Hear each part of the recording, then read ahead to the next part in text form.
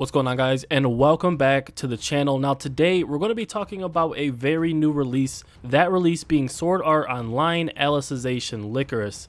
Now of course that is a mouthful, but the game did come out, and this is a pretty big game that I've been anticipating for this year. So in this video we're going to be talking about 10 things that you need to know before you actually buy the game, just to make sure that you want to play it or make sure that you understand exactly what is going on in this game.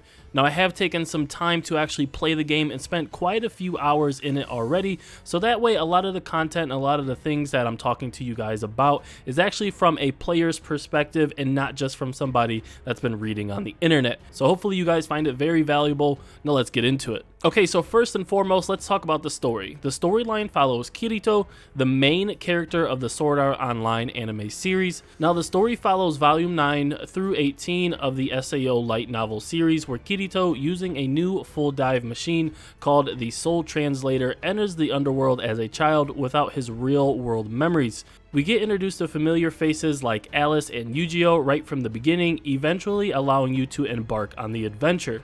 So for those of you that are familiar with the Alicization Arc or the series, this is going to be following the story pretty borderline with that. Of course, there's going to be some side quests that you're going to be able to do, but for the most part, it's going to be following that specific storyline.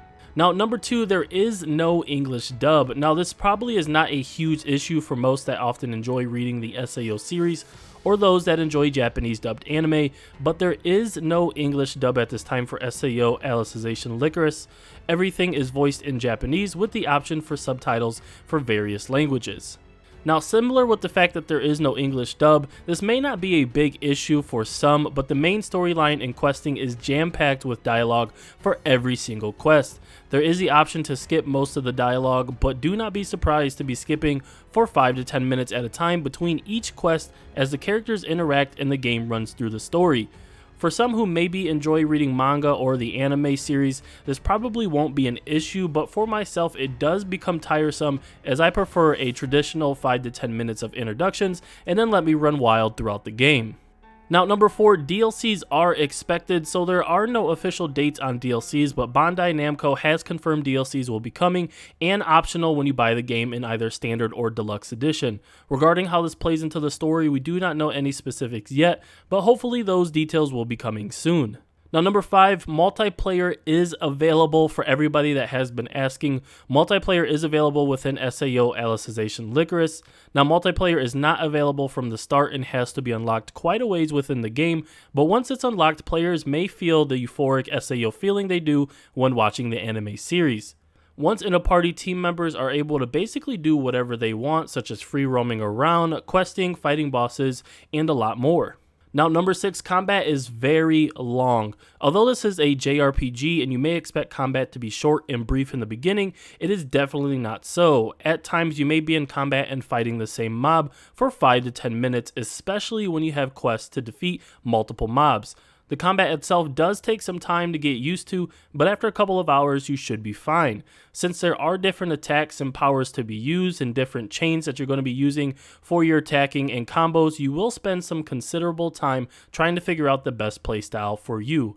Now, overall, I will say the combat does take some getting used to, as it's not the traditional just hack and slash. There is some strategy to it, but for the most part you should be fine after a couple of hours of playing. Now, number 7, SAO Alicization Lycoris is open world with a lot of questing. As stated before, the game takes place in the underworld as Kirito, and for the most part is open world with a handful of available side quests to do.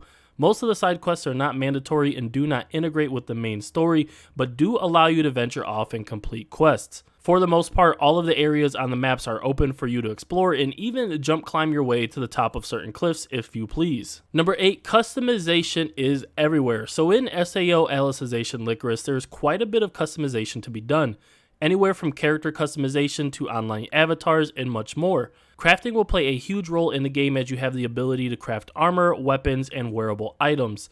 I personally find this pleasing because it gives me a reason to venture off and farm materials in a traditional RPG fashion. Along with skill trees, the game allows players to inherit their own playing style and character builds, so we'll definitely be doing or producing some character builds in the near future, so stay tuned for those videos. Now, number 9, the gameplay and the combat are very team-oriented. Now, I am a huge fan of Season 1 for Sword Art Online, and that being specifically the fact that Kirito gets ahead of everybody else and he is a solo player. So I expected the ability to be a lone wolf in SAO, but the game is very team-oriented from the start, similar to a Final Fantasy game, to where you might have 2 or 3 characters with you, and they each provide something different to the roster.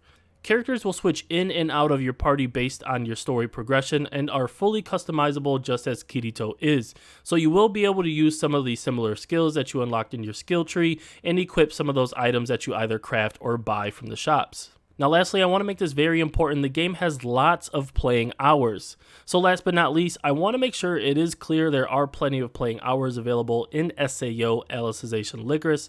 This is important for those that want to just lose themselves in another JRPG that is based on a popular anime. Not only does the storyline and questing give you plenty to do, but the game offers other various activities such as farming for materials to make better weapons, side quests to make you explore, and of course the multiplayer mode. As we mentioned before, there are DLCs in the works, so even more playtime will be available when those release. Now, hopefully this list was helpful in deciding whether or not you will be venturing into SAO Alicization Lycoris or not, but my recommendation, especially if you love the anime and a good JRPG. Now, if you found the video helpful, be sure to leave a like as this helps this SAO content on YouTube get to others. And if you haven't yet, or maybe you're new to the channel, hit the subscribe button and the notification bell. We're almost at 5,000 subscribers, and I would love for you to join as well so I can continue to publish helpful guides on many different games that are coming out this year and in the next years to come. Now, I am Cerebral. Thanks for watching. Have a fantastic day. And most importantly, guys, keep gaming. Peace.